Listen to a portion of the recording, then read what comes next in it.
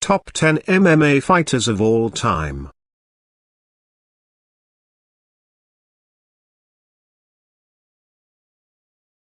Number 10.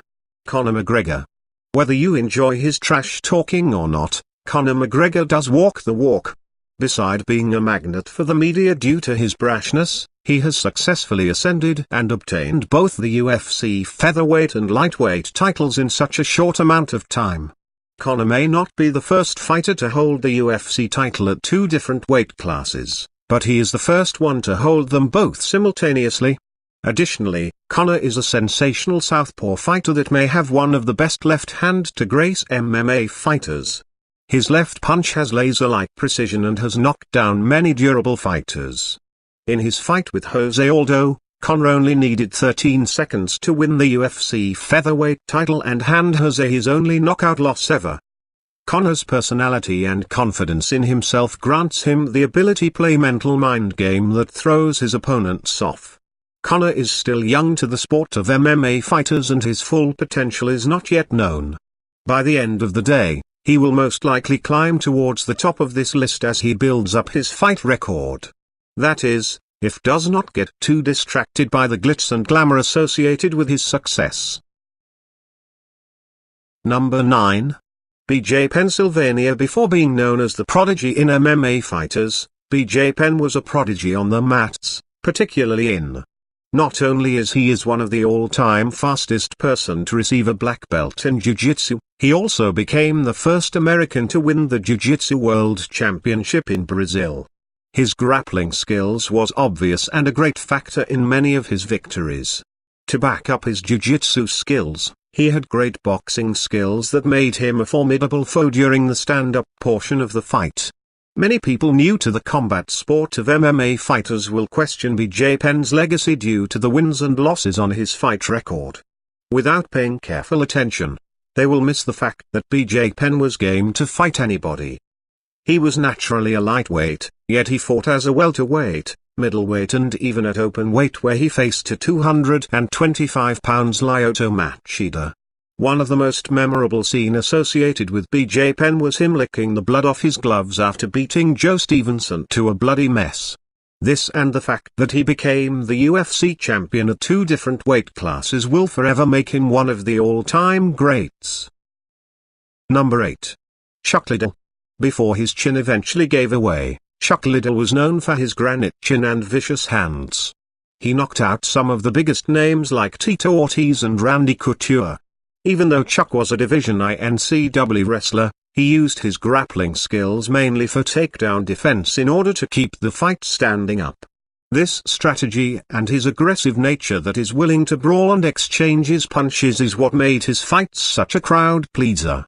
Chuck's striking technique may not be the prettiest, but he damn made sure that each strike were thrown with ill intent. In his fight against Tito Ortiz, he forced Tito towards the cage and followed with a flurry of devastating punches. This scene has been shown on many highlights associated with Chuck. Although known for the power in his hands, people tend to forget that he diversified his striking with various leg kicks as well. Rewatch some of Chuck's old fights and you will see a couple of opponents ending up with large thigh bruises, after it is all said and done. Number 7. Matt Hughes. Matt Hughes is a UFC Hall of Famer and may simply be the definition of what it means to be country strong. Go watch his highlight reel and see how he simply picks up his opponent, who flails and tries to fight the inevitable, and slam them down on the ground. Of course, it does not hurt to be a two-time NCAA Division I All-American wrestler as well.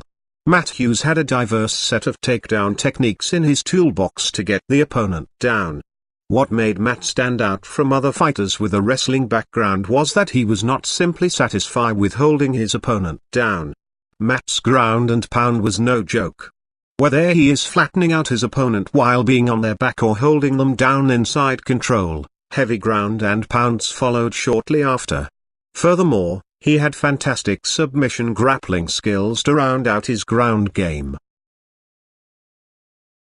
Number 6. Demetrius Johnson.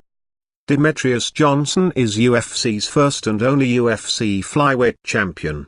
He has been holding down the fort and is on the brink of breaking Anderson Silva's record of consecutive title defenses. It is obvious that Demetrius is evolving his skills at such a rapid pace that he is pulling away from his fellow competition. At an earlier point in his career, Demetrius challenged Dominic Cruz for the UFC bantamweight title. Despite the loss, Demetrius' talent was obvious and he really grew to his own when UFC created the flyweight division where he can fight at his ideal size. Examining his career, you can see how Demetrius' progress from winning via the judge's decision to finishing his opponents by either strikes and submissions. Additionally, Demetrius has the knack for neutralizing his opponent's game and adapt quickly to any scenario, which is reminiscent of what GSP has done over the years. Fans are now wondering if there is anybody that can rival Demetrius' high fight IQ, ridiculous speed and blend of striking, footwork and wrestling. Number 5. Fedor Emelianenko. Fedor came to MMA as a decorated combat sambo champion. Combat sambo is a martial arts that closely resembles MMA, except for a special uniform that practitioners have to wear. Therefore, combat sambo helped Fedor transition smoothly to MMA with superior grappling skills and the striking ability to complement it as well.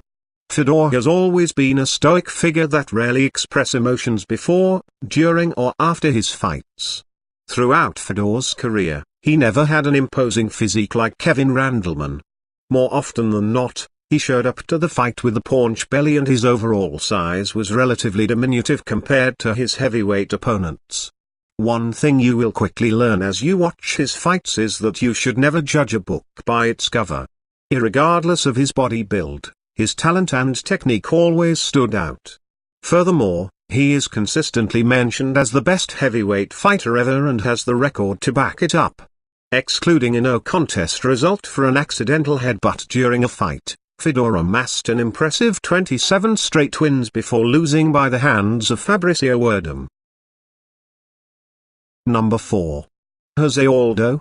Before the UFC, Aldo was tearing through the WEC with full aggression and lightning speed attacks. An example of this is his famous high-flying knee that knocked out Cub Swanson, seconds after they both touched gloves. Looking into Aldo's background, you will find out how far he had to come to win a UFC title and maintain a winning streak that lasted for almost 10 years. As a member of the famous Nova União in Brazil, he trained with another UFC champion named Renan Barão on a daily basis. Both guys have the unbelievable ability to stuff takedowns, which is not common for fighters without a wrestling background.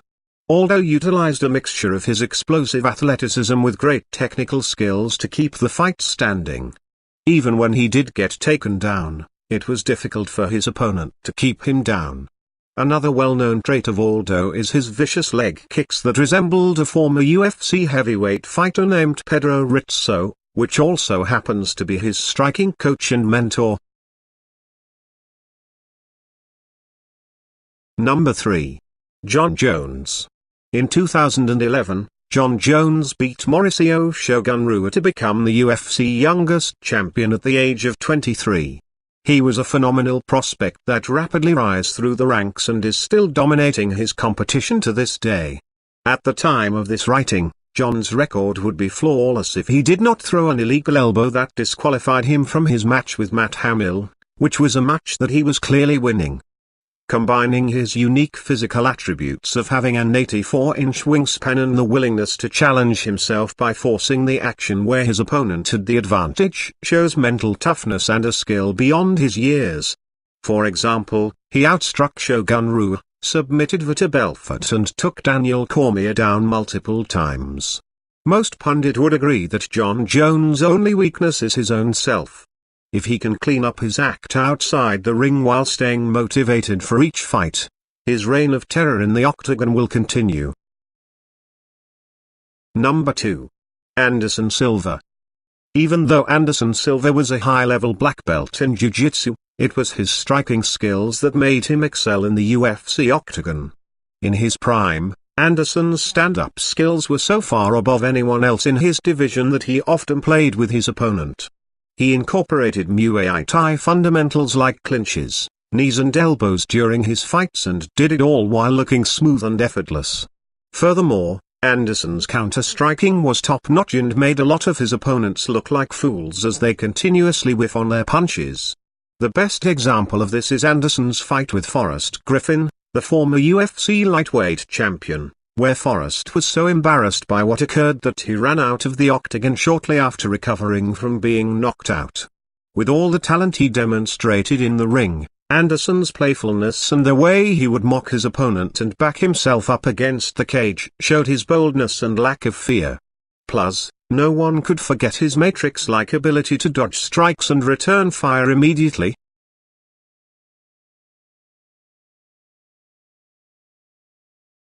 Number 1. George St. Pierre. George St. Pierre is considered one of the nicest guy in MMA and yet at the same time one of the deadliest. His well-rounded skills lend itself to make him a master at shutting his opponent's game down. Even though GSP was physically strong, he never had natural knockout power. However, what he did have was the keen ability to take his opponent down with a great sense of timing. This accomplishment was quite mind-blowing due to the fact that he did not come to MMA with a wrestling pedigree like other Olympian or Division I wrestlers in the UFC. Yet, his takedowns and ability to control his opponent on the ground marks many fans' memory of him. Another thing that made him great was his willingness to train with other high-caliber fighters at well-known fight gyms. Some of the famous gyms he trained at includes Jackson Wink MMA, TriStar Gym, and even at Freddie Roach's Wildcard Boxing Gym. As they say, iron sharpens iron.